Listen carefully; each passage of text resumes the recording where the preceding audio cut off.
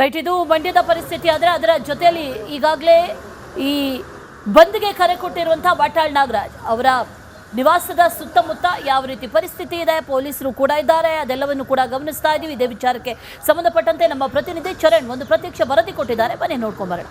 ತಮಿಳುನಾಡಿಗೆ ನೀರು ಹರಿಸುವುದನ್ನ ಖಂಡಿಸಿ ಕರ್ನಾಟಕ ಬಂದ್ಗೆ ಕರೆಯನ್ನ ಕೊಟ್ಟಿರುವಂತದ್ದು. ವಾಟಾಳ್ ನಾಗರಾಜ್ ನೇತೃತ್ವದಲ್ಲಿ ಬಂದ್ಗೆ ಕರೆಯನ್ನ ಕೊಡುವಂತಹ ಕೆಲಸ ಆಗ್ತಾ ಇದೆ. ಒಂದು ಕಡೆಯಲ್ಲಿ ಬೇರೆ ಬೇರೆ ಜಿಲ್ಲೆಗಳಲ್ಲಿ ಬಂದ್ನ ಬಿಸಿ ಮುಡ್ತಾ ಇದ್ರೆ, ಮತ್ತೊಂದು ಕಡೆಯಲ್ಲಿ ವಾಟಾಳ್ ನಾಗರಾಜ್ ಸದ್ಯ ನಿವಾಸದ ಒಳಭಾಗದಲ್ಲಿ ಇರುವಂತದ್ದು. ಅವರನ್ನ ಹೊರಬರದಂತೆ ಪೊಲೀಸರು ತಡೆಯುವಂತಹ ಕೆಲಸವನ್ನ ಕೂಡ ಮಾಡಿರುವಂತದ್ದು. ಪ್ರಮುಖವಾಗಿ ಈಗಾಗಲೇ ಈ ಏನು ಬಂದ್ಗೆ ಬೆಂಬಲ ನೀಡಿರುವಂತಹ ಅವರ ಸಂಗಡಿಗರೇನಿದ್ದಾರೆ ಅವರನ್ನ ವಶಕ್ಕೆ ಪಡೆಯುವಂತಹ ಕೆಲಸವನ್ನ ಕೂಡ ಮಾಡಲಾಗ್ತಾ ಇದೆ. ಪ್ರಮುಖವಾಗಿ ಅವರ ಬೆಂಬಲಿಗರಾಗಿರುವ ಗಿರೀಶ್ ಗೌಡ ಏನಿದ್ದಾರೆ ಅವರನ್ನ ವಶಕ್ಕೆ ಪಡೆಯುವಂತಹ ಕೆಲಸವನ್ನ ಮಾಡಿದ್ದಾರೆ. ಪ್ರಮುಖವಾಗಿ ಒಂದು ಕಡೆಯಲ್ಲಿ ಯಾವುದೇ ರೀತಿಯಾದಂತಹ ಹೋರಾಟಗಳನ್ನ ಬೆಂಗಳೂರಿನ ನಗರದಲ್ಲಿ ನಡೆಸದಂತೆ ತಡೆಯುವಂತಹ ಕೆಲಸವನ್ನ ಪೊಲೀಸರು ಮಾಡ್ತಾ ಇರುವಂತದ್ದು. ಅದರ ಜೊತೆಗೆ ವಾಟಾಳ್ ನಾಗರಾಜ್ ಅವರ ನಿವಾಸ ಏನಿದೆ ಆ ಒಂದು ನಿವಾಸದ ಮುಂಭಾಗದಲ್ಲಿ ಗಮನಿಸ್ತಾ ಇರಬಹುದು ಪೊಲೀಸ್ ಬಿಗಿ ಬಂದೋಬಸ್ತನ್ನ ನೀಡಲಾಗ್ತಾ ಇದೆ. ಒಂದು ಕಡೆಯಲ್ಲಿ 11 ಗಂಟೆಗೆ ಟೌನ್ ಹಾಲ್ಗೆ ತೆರಳಿ ಅಲ್ಲಿ ಪ್ರತಿಭಟನೆಯನ್ನ ನಡೆಸುವಂತಹ ಸಿದ್ಧತೆಯನ್ನ ವಾಟಾಳ್ ನಾಗರಾಜ್ ಮಾಡಿಕೊಂಡಿದ್ರು. ತಮ್ಮ ಸಂಗಡಿಗರನ್ನ ತಮ್ಮ ನಿವಾಸಕ್ಕೆ ಕರೆಸಿ ಅವರನ್ನ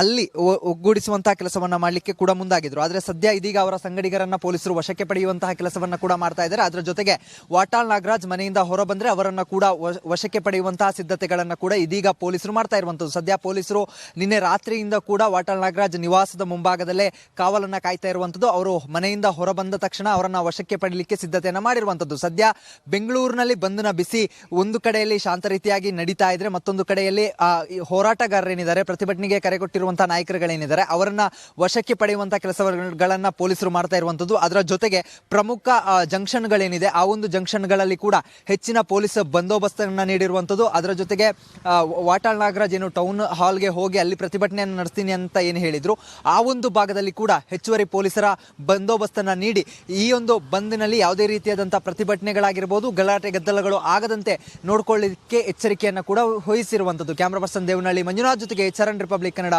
ಬೆಂಗಳೂರು.